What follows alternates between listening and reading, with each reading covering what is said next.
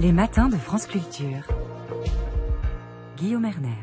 Le plan Vigipirate a donc été rehaussé à son niveau maximal après la tuerie perpétrée à Moscou, une tuerie qui a fait plus de 130 morts. La menace terroriste dans l'Hexagone est réelle, a affirmé le Premier ministre, le ministre de l'Intérieur est lui aussi revenu sur cette menace qui, a-t-il dit, est aujourd'hui très élevée. Pour en parler, nous sommes en compagnie d'Hugo Micheron. Bonjour. Bonjour. Hugo Micheron, vous êtes professeur en sciences politiques, spécialiste du djihadisme, maître de conférences à Sciences Po. On vous doit notamment La colère et l'oubli aux éditions Gallimard, qui a obtenu le prix Femina de l'essai. Votre point de vue sur cette manière dont le plan Vigipirate a été rehaussé, dont la menace paraît aujourd'hui élevée en France?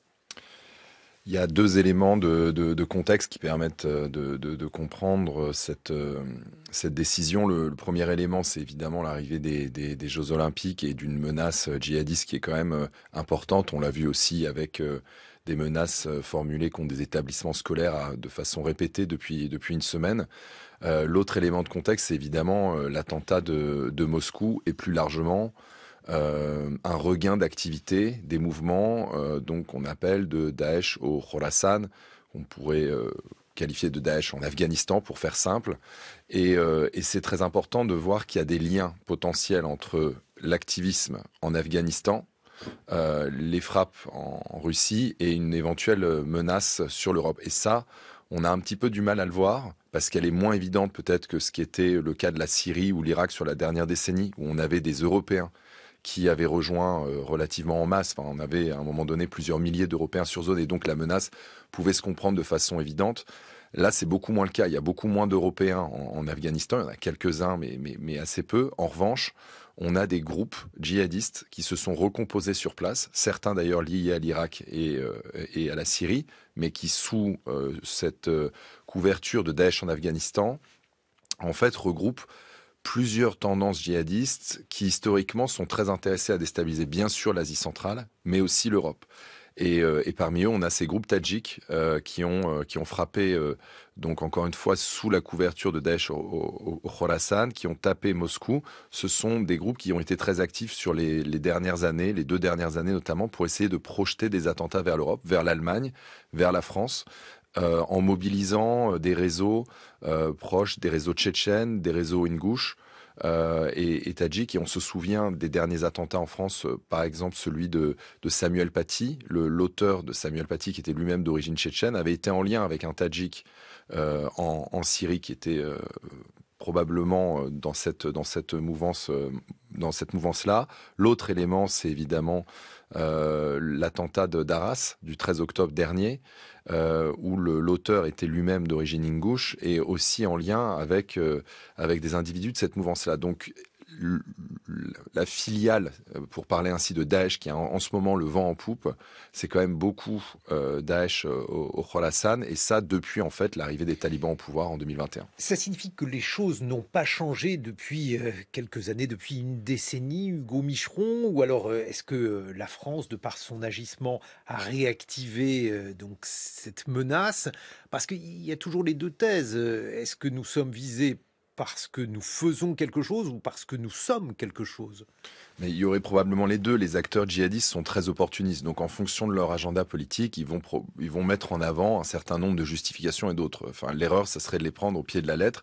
On voit bien qu'en frappant la Russie, là, vendredi dernier, ils montrent qu'ils sont capables d'utiliser un éventail d'actions assez large et de frapper un nombre de pays considérable. Il faut mettre ça aussi en perspective avec l'attaque contre l'Iran du 3 janvier dernier. Qu'est-ce qui s'est passé en Iran le 3 janvier? Eh bien, il y avait un hommage à Qassem Soleimani, qui était, si vous voulez, une icône du régime iranien, notamment connu pour sa lutte contre les réseaux djihadistes en Irak, qui avait été tué par une frappe américaine en 2019-2020. Et donc cet hommage qui a eu lieu a été la cible d'un attentat terroriste de Daesh au Khorasan, qui était l'un des plus meurtriers, si ce n'est le plus meurtrier dans l'histoire iranienne, avec près de 100 morts quand même. Donc un coup très très dur pour le régime, qui était en fait déjà une révélation des capacités d'action de Daesh au Khorasan, bien au-delà simplement de l'Asie centrale, puisqu'en Iran, désormais, en Russie. Je vous l'ai dit, il y a un certain nombre d'attentats de ce même groupe qui a été déjoué en Europe, et donc on voit bien là qu'il y a un réveil. Je ne crois pas que la France soit, encore une fois, à retirer de ce panorama général. En fait, ce que je montre, c'est qu'évidemment, le djihadisme évolue, a des fluctuations. On a été, depuis la destruction de Daesh en Syrie et en Irak 2019-2020, dans ce que j'appelle une période de marée basse. Et en même temps, dès 2021, on a eu le rebond du djihadisme international, notamment avec l'arrivée des talibans en Afghanistan. Et c'est une des conséquences de ça qu'on paye aujourd'hui. Et puis, il y a aussi le fait, c'est hélas particulièrement frappant, le fait que le mode opératoire à Moscou rappelle bien sûr le Bataclan. Oui, absolument, à tout point de vue, avec un élément supplémentaire qui est que les secours ont mis quand même un certain temps à arriver, et ce qui a laissé une latitude encore plus forte chez ces acteurs. C'est très très dur. Évidemment, la Russie n'est pas les autorités russes ne sont pas les championnes de la transparence, donc c'est évidemment très dur d'avoir suffisamment d'éléments pour pouvoir objectiver ce qui s'est passé. Mais ce qui est certain, c'est que les assaillants semblent avoir bénéficié d'un peu plus de marge de manœuvre que ce à quoi ils s'attendaient. Et à tel point, c'est qu'ils sont repartis avec le véhicule avec lequel ils sont venus, ce qui est déjà arrivé. Hein. On a vu déjà des groupes djihadistes qui, commettant leur attentat, s'attendant à trouver une réponse en fait par opportunité, prennent la fuite en vue de soit de se remettre à l'abri pour refrapper, soit d'aller frapper ailleurs immédiatement. Donc là-dessus, il n'y a pas d'incohérence djihadiste comme j'ai pu le lire sur le mode opératoire. Mais effectivement, la question aussi, c'est celle de ce contexte qui est de ce point de vue-là très intéressant. C'est de voir à quel point les acteurs djihadistes sont des acteurs politiques et même géopolitiques. Là, en l'occurrence, en allant frapper quelque part dans le dos la Russie qui est obnubilée par le conflit en Ukraine et par la chasse aux opposants à Vladimir Poutine, là, il y a quelque chose qui se joue dans la signification de l'acte qui est très puissant, puisque au moment où Poutine se donne l'image de l'homme fort capable de mener plusieurs conflits à la fois, là, tout d'un coup, on voit des failles béantes dans la gestion des services de sécurité russes.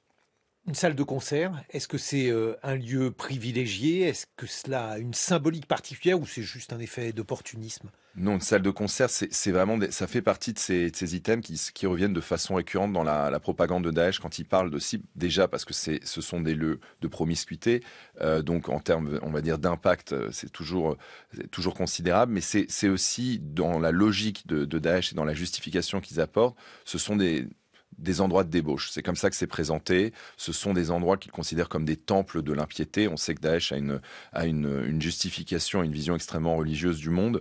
Et donc, ils considèrent que ce sont des temples de l'idolâtrie qui, par définition, selon la logique salafo-djihadiste, est la mère de tous les péchés sur Terre. C'est l'idée qu'on puisse avoir des idoles autres que Dieu et considérée comme la pire des choses. Mais le fait que les infidèles se vautrent dans l'idolâtrie, est-ce que c'est quelque chose qui soucie Daesh ? Oui, enfin en tout cas c'est ce qui leur permet encore une fois de justifier un certain nombre d'atrocités. La logique de Daesh, c'est une logique purificatrice, donc c'est une logique y compris pour les non-musulmans. Oui, c'est-à-dire qui consiste à deux choses. D'ailleurs, ça fait partie de leur justification des attaques.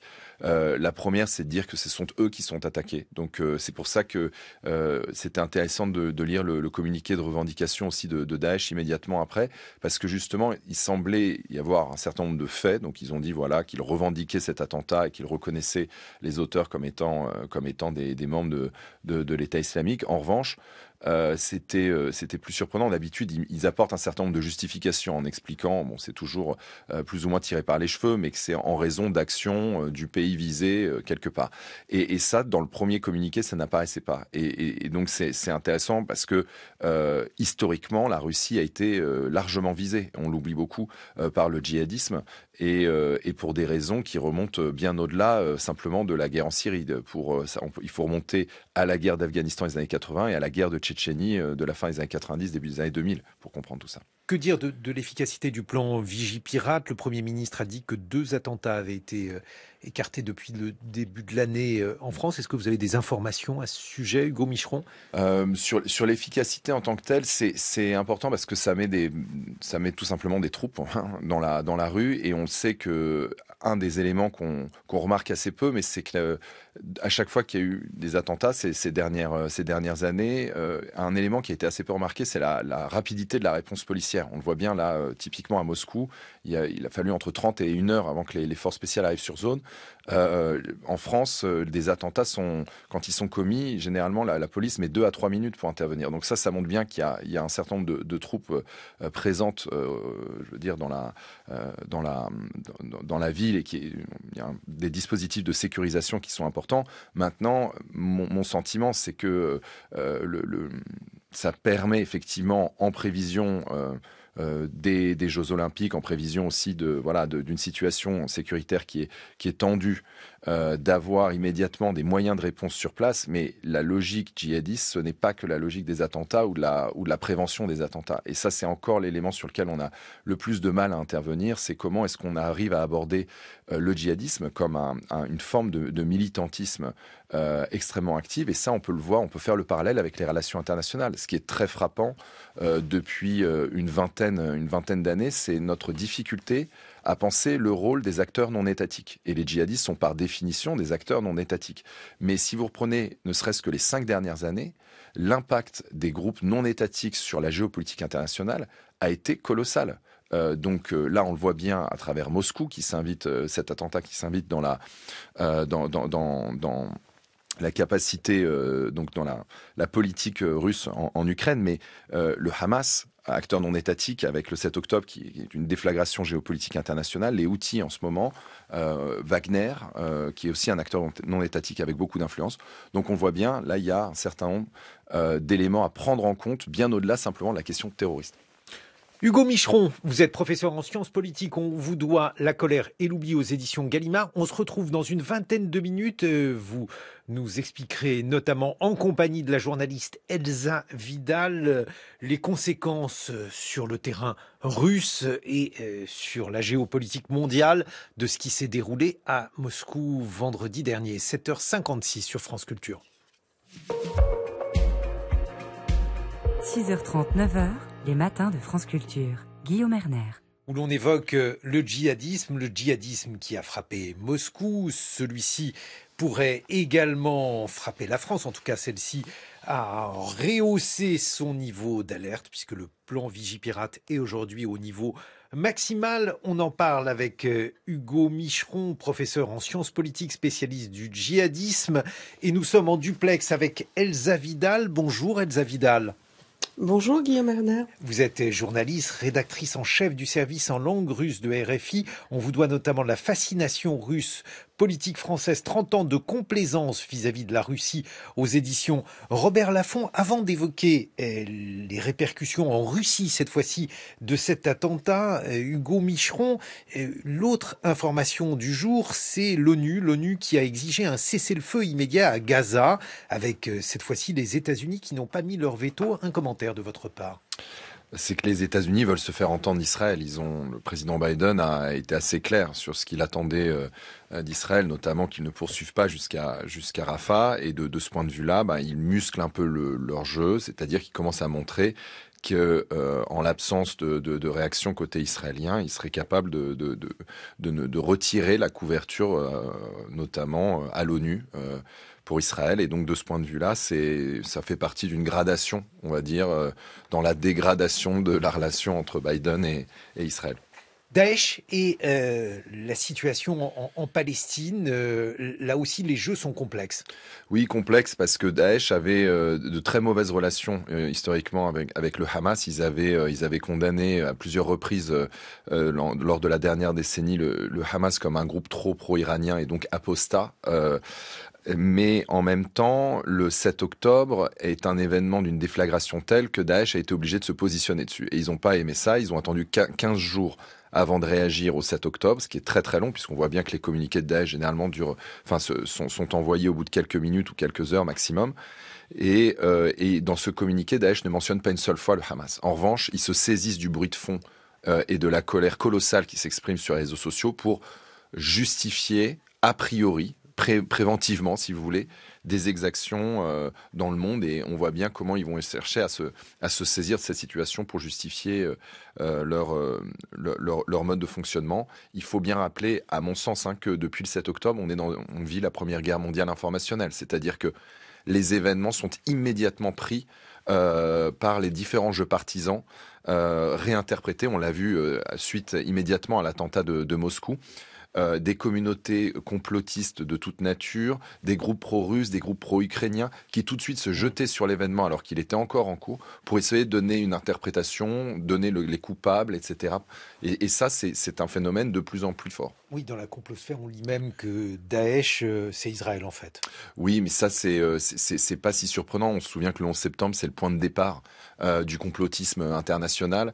Daesh, quand il est apparu en Syrie en 2014, beaucoup disaient que, y compris au Moyen-Orient, que Daesh était une invention de la CIA. Et désormais, on voit bien même que le président Poutine joue aussi sur cette fibre en expliquant que les Ukrainiens pourraient être derrière l'attaque de vendredi dernier, ce qui paraît quand même difficilement crédible. Justement, qu'est-ce que vous en pensez, Elsa Vidal, vous qui êtes rédactrice en chef du service en langue russe de RFI? Donc Vladimir Poutine, à la fois, continue à viser l'Ukraine en estimant que c'est l'Ukraine qui est le véritable commanditaire de cet attentat, même s'il a admis, et c'est un revirement, qu'il y avait là effectivement un groupe djihadiste qui avait été l'opérateur de l'attentat.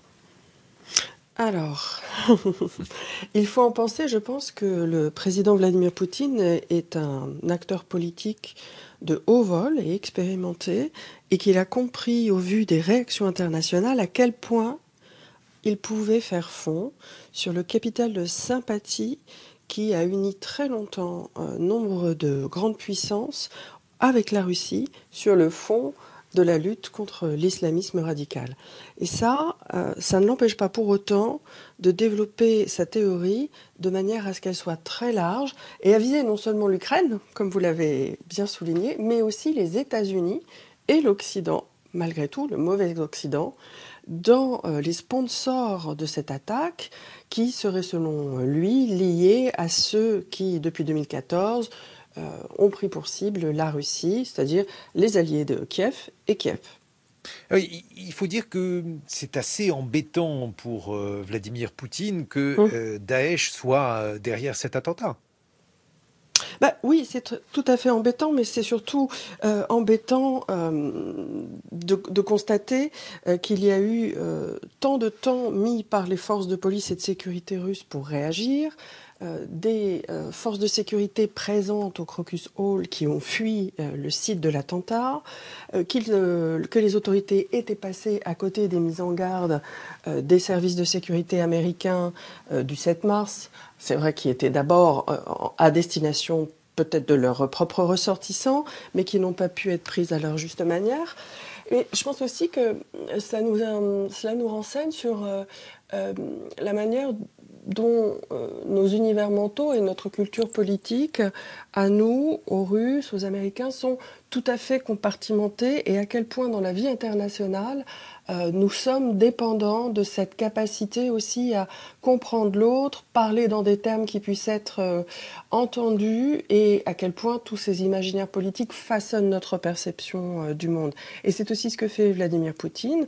Il est dépendant de son propre filtre qui lui permet de saisir le réel, et il donne à ses administrés, à ses sujets, pourrait presque dire aujourd'hui,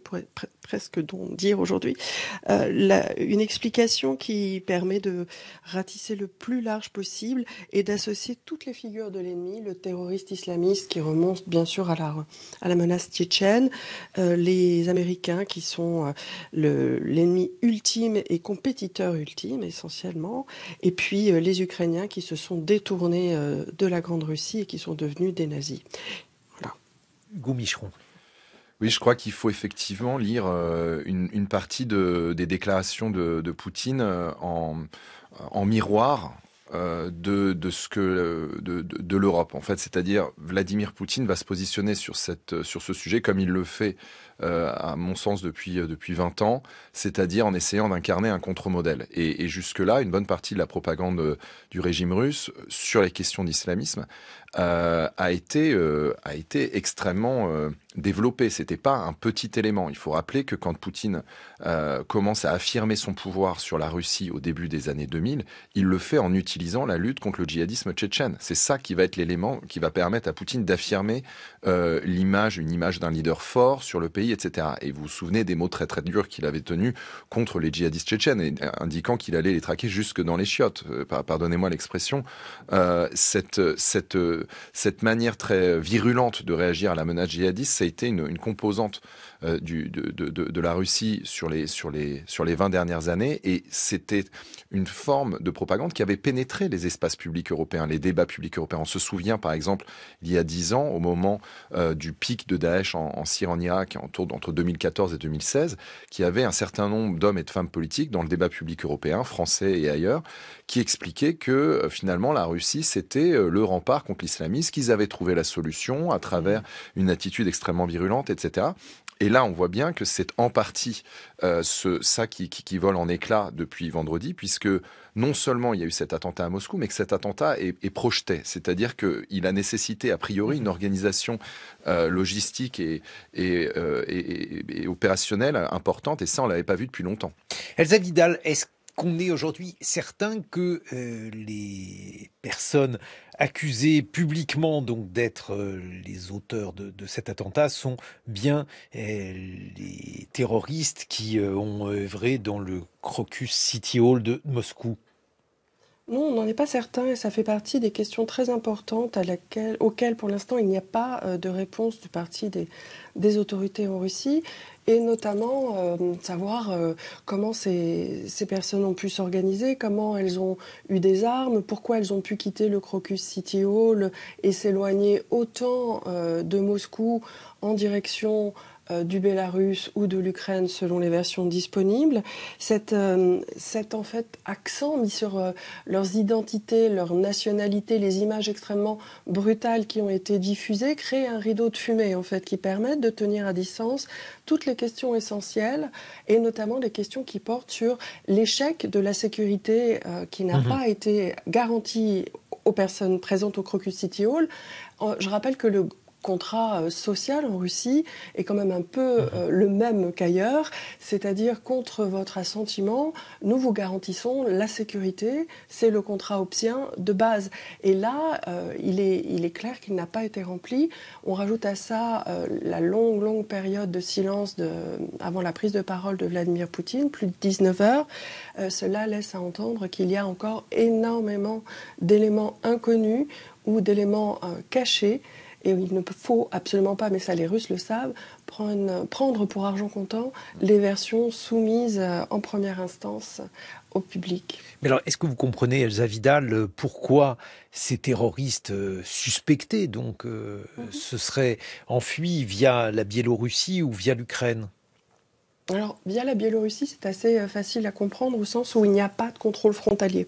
Vous passez une frontière qui n'est pas matérialisée physiquement. Il n'y a pas de guérite, il n'y a pas de poste de contrôle. On procède à des contrôles un peu arbitraires. On fait des carottes de temps en temps. Et c'est ce qui pourrait expliquer une éventuelle fuite vers le Bélarus. Mais surtout, je pense que... Encore une fois, on cherche à réactiver la figure, maintenant on assume de réactiver la figure du terroriste islamiste, c'est-à-dire le Tchétchène, le Syrien, les Centra-Asiatiques qui sont peut-être de mauvais sujets maintenant et qui, je le rappelle, sont aussi envoyés combattre sur le front contre l'attribution de la nationalité russe. Donc cela construit à nouveau des facettes de l'histoire qui sont compatibles avec le récit formé par Vladimir Poutine, et surtout cela nous renvoie à l'âge d'or de la coopération internationale où les États-Unis, la France, l'Europe, la Chine étaient alignés dans la lutte antiterroriste. Et ça, c'est un atout politique et diplomatique de maître que Vladimir Poutine va essayer de réutiliser au moment où justement le capital diplomatique de la France lui a été soustrait. Et d'ailleurs, ça se voit en France dans les discours du camp de ceux qui pensent qu'il faut mieux comprendre Moscou, qui immédiatement ont commencé à reprendre l'ancienne, qui voudraient que la Russie et la France soient des alliés naturels, que nous avons besoin, face à une menace terroriste plus importante que celle que fait peser sur nous la guerre en Ukraine, d'être alliés, et qu'il faut d'abord et avant tout développer notre alliance avec Moscou. Qu'est-ce que vous en pensez, Hugo Micheron ? Ce qui est intéressant de voir, c'est que l'ambassade américaine avait quelques semaines et à vrai dire quelques jours avant l'attentat de vendredi dernier prévenu ses ressortissants d'éviter les concerts et les événements de ce type. Et ça, c'est un élément intéressant puisque ça sous-entend que peut-être sans la guerre en Ukraine, c'est-à-dire sans une opposition frontale avec l'Occident, peut-être que les services russes auraient bénéficié d'une aide américaine. Et ça va être difficile là aussi pour les Russes et pour le régime de Poutine d'expliquer que ça n'a rien à voir avec la guerre en Ukraine, mais à front renversé, c'est-à-dire que c'est imputable à Poutine. L'autre élément qui me semble important derrière tout ça, c'est de voir que le régime russe essaye de mettre depuis plusieurs années totalement sous le boisseau la réalité de la menace djihadiste en Russie. Et celle-ci est importante. On l'a oublié parce que l'Europe de l'Ouest est très focalisée sur la question des djihadistes originaires d'Europe de l'Ouest, mais en Syrie, les groupes russophones étaient extrêmement importants, et pas simplement importants. Ils étaient parmi aussi ceux qui occupaient les grades les plus élevés. Par exemple. Pourquoi ? Tout simplement parce que ce sont des groupes qui ont une longue expérience de la guerre et de l'affrontement très brutal, notamment contre la Russie. Une préparation militaire. Et une préparation militaire. Et donc, par exemple, l'équivalent du ministre de la Défense de Daesh s'appelait Omar El-Shishani, le Tchétchène. Et beaucoup de djihadistes français européens ont été formés par ces Tchétchènes ou ces Ingouches. Elsa Vidal ? Oui, effectivement, c'est une vision et une des facettes de la Russie qu'il faut absolument faire oublier aux Russes. Et il faut également leur faire oublier le fait que la Russie s'est impliquée dans une lutte finalement contre les populations tchétchènes, contre d'autres populations musulmanes en Syrie, mais aussi en Afghanistan, et que la violence exercée par l'État russe n'est pas vécue comme juste, libre et portant une émancipation, mais qu'elle a créé au contraire un réservoir de violence, que ce soit après 15 ans de guerre en Tchétchénie, une implication aux côtés du régime de Bachar el-Assad, une guerre de 10 ans en Afghanistan, et cela, ce n'est pas la manière dont les Russes veulent se percevoir. Et puis cela fait oublier également qu'il, contrairement au credo souvent revendiqué par les dictateurs d'une plus grande efficacité du contrôle social et de la sécurité, qu'en réalité en Russie on va et vient de manière assez libre, qu'il y a une grande question sociale qui n'est pas entendue dans les républiques musulmanes de Russie, notamment au Daghestan, qui a fourni lui aussi un grand contingent de combattants djihadistes. Et c'est essentiellement l'incapacité des élites locales à régler la question sociale qui est à l'origine de ce contingent et de son développement, que la présence de Daesh en Russie est avérée depuis plusieurs années, de Daesh ou d'autres groupes islamistes comme Al-Qaïda. Il s'agit de donner aux citoyens russes une image beaucoup plus rassurante de leur pays. Mais alors, c'est quand même un peu, pas contradictoire, mais peut-être paradoxal, parce que d'un côté, donc, Elsa Vidal, vous nous expliquez qu'il faut faire oublier la présence donc de ce djihadisme à l'intérieur même de la Fédération de Russie. De l'autre, il y a apparemment une chasse aux Tadjiks qui est en cours à Moscou, et cela, les Russes, j'imagine, ne l'ignorent pas. Oui, ça c'est vrai, les Russes ne l'ignorent pas. Et il est vrai qu'il y a une dimension paradoxale dans le discours des autorités. Mais encore une fois, la chasse aux Tadjiks, c'est quelque chose qui est très présent dans l'univers aussi de la culture urbaine et banale, du racisme ordinaire. Il faut bien comprendre, on l'oublie souvent, que la Russie, très longtemps, a été le deuxième pays de migration au monde après les États-Unis, que les Tadjiks font partie avec les autres peuples d'Asie centrale anciennement soviétiques, les Kirghizes, les ouzbeks, parfois les Kazakhs, mais un peu moins, de la main-d'œuvre ouvrière qui vient en Russie, qui travaille dans des conditions de migrants du travail, est souvent très vulnérable du point de vue du droit et du point de vue économique, et que ce sont d'ailleurs toujours dans ces conditions-là que les futurs terroristes, quand ils existent, parce qu'il y a eu des cas réels, ont été recrutés. C'est en migration, loin de leur réseau traditionnel et de leur famille, exposés à des vulnérabilités qui les rendent extrêmement malléables aux pressions en termes de papier pour résider en Russie notamment, et puis des sommes d'argent qui sont quand même très limitées. On le voit si les aveux extorqués sous la torture sont véridiques dans le cas qui nous occupe. 500 000 roubles pour la totalité du groupe.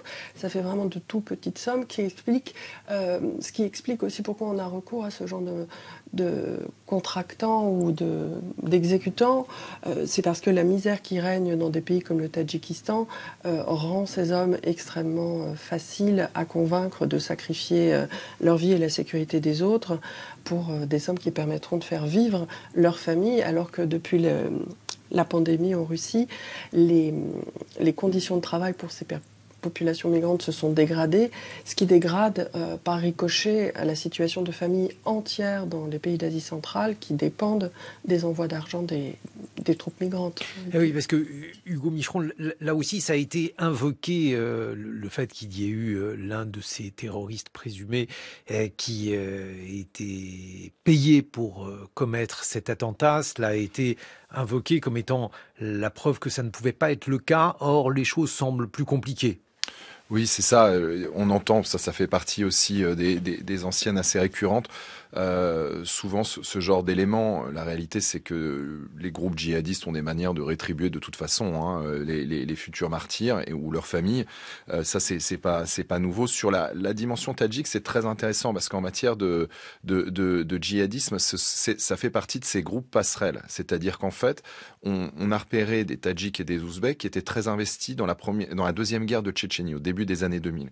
Ces groupes-là vont ensuite basculer à la fin de la décennie 2000 vers l'Afghanistan. Et c'est le début de ce que va devenir ensuite Daesh au Khorasan 10 ans plus tard. Mais en Afghanistan, autour des années 2010, ces groupes vont accueillir aussi bien des groupes djihadistes russophones que des groupes djihadistes turcophones. Et à travers turcophones, évidemment des Turcs, mais aussi des Allemands d'origine turque, puis des Allemands. Et donc, en fait, on a un lien qui est très intéressant autour des réseaux tadjiks et ouzbeks, qui à la fois sont des groupes russophones qui vont plutôt avoir pour focale la Russie, et d'autres turcophones qui vont plutôt avoir pour focale la Turquie et l'Europe de l'Ouest via l'Allemagne. Et ça, c'est intéressant de le prendre en compte, puisque là, on voit qu'il y a un de ces nœuds qui s'organise, et on sait que les réseaux djihadistes fonctionnent beaucoup par langue, et les réseaux tadjiks et ouzbeks, et de manière générale d'Asie centrale, sont à cheval entre ces réseaux turcophones et russophones. Donc, derrière le cas russe, encore une fois, il faut réfléchir au cas ouest-européen via ces réseaux turcs et allemands. Et de ce point de vue-là, c'est un peu différent de ce qu'on a connu sur la dernière décennie. Et donc, on a, si vous voulez, trois pôles en ce moment du djihadisme mondial qu'il faut surveiller. Il y a cette Asie centrale, voilà, avec l'Afghanistan au cœur, qui est très active en ce moment, on le voit. Il y a la Syrie et l'Irak, et qu'il faut surveiller notamment sous fond de guerre à Gaza. Et puis il y a la zone sahélienne aussi, qui différemment, mais là aussi est très active. Et donc ça nous invite plutôt, encore une fois, à lire les événements de Moscou dans un contexte global où les acteurs djihadistes sont influents. Elsa Vidal, un mot de conclusion. Qu'est-ce que l'on peut imaginer? L'enquête est en cours à Moscou, mais rien ne dit que nous n'aurons pas à subir là aussi les éléments de propagande du régime. Difficile de savoir distinguer la vérité de ce que l'on veut bien nous expliquer là-bas. Alors, moi je dirais que malgré tout, il nous a fallu peut-être 10 ans avant de connaître qui était derrière les attentats de Moscou qui avaient justifié, et du sud de la Russie, qui avaient justifié la deuxième guerre de Tchétchénie, pour la bonne et simple raison que beaucoup de choses et beaucoup d'informations s'achètent en Russie. Il faudra laisser un peu de temps, mais nous finirons par savoir. Cela risque néanmoins de se compter en années.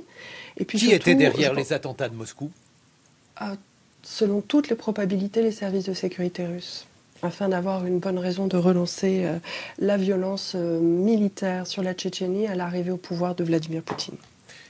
Mais là aussi, cela rajoute encore de la confusion à la situation actuelle, bien sûr. Absolument. Bien sûr, cela rajoute beaucoup de confusion. Je pense que la confusion, c'est exactement ce qui est recherché. La désorientation, la confusion, de manière à stopper la rationalisation, la tentative de comprendre, notamment par les citoyens, qui sont aussi parfois à la recherche d'une explication simple et qui se tourneront vers leur président, ou s'ils sont déjà très polarisés et contre le régime, qui préféreront chercher l'information vers des médias indépendants. C'est le signe, en tout cas, Hugo Micheron, que la menace est toujours là.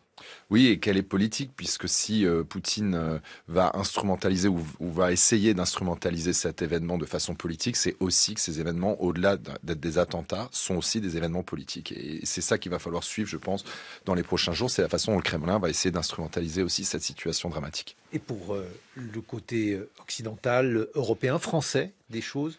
La question évidemment que tout le monde a en tête, c'est les Jeux Olympiques. Et de ce point de vue-là, les moyens considérables investis sur le plan sécuritaire devraient au moins montrent qu'on a pris la mesure de l'enjeu. Mais par contre, c'est vrai que la question de djihadistes, entre les sortants de prison et de manière générale, le contexte très tendu autour de Gaza, elle est sur le premier plan de l'actualité.